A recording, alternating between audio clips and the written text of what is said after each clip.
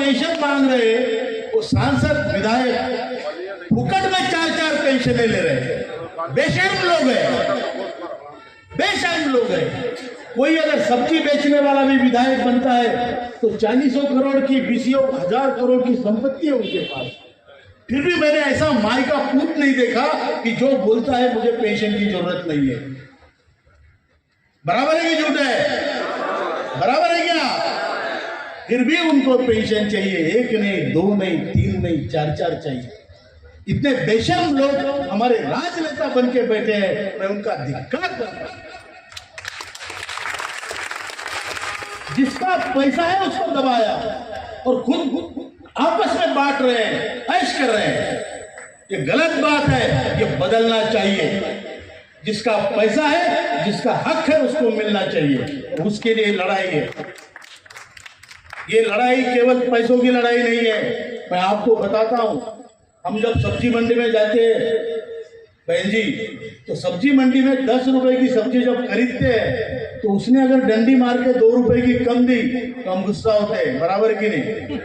तो पैसे 2 रुपए की बात नहीं होती, तो हमारे साथ धोखाधड़ी है, चीटिंग है, इसलिए हम गुस्सा होते हैं।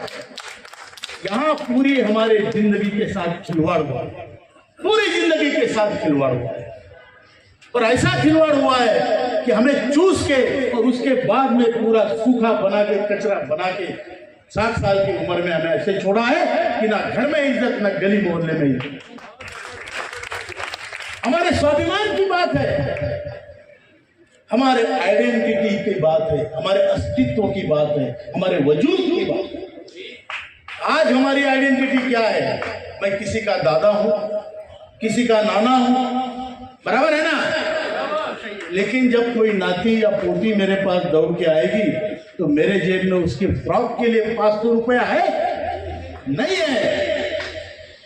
तो मेरा जो कनेक्शन मेरे तीसरे पीढ़ी से होना चाहिए था, संस्कृति का वहन होना चाहिए था, वो उन्होंने खराब किया है। मैं एक आरोप लगाता हूं, आक्षेप करता हूं कि जैसे भारत भूमि को रासायनिक खादों ने नष्ट किया है, जैसे भारत भूमि को आपके दवाई छिड़कने से नष्ट किया है, वैसे इस टीम ने हमारे संस्कृति को नष्ट करने की साजिश है। साजिश है ये। भारत देश इतना दूर तक, इतने दिन से कैसे चल रहा है, इनका कनेक्शन है। पहले गुरुओं के साथ था, धोबी चाप स्कूल खोल दी। धोबी चाप मतलब कप्पे वाली। संघर्ष है। 8 साल में हमारे कितने लोग मर गए और फिर भी संघर्ष जारी है कि आपके पुण्य का, आपके पराक्रम का सबूत है कि आपने हार नहीं मानी और हम हारेंगे भी नहीं। हम ना थकेंगे, ना झुकेंगे, ना रुकेंगे।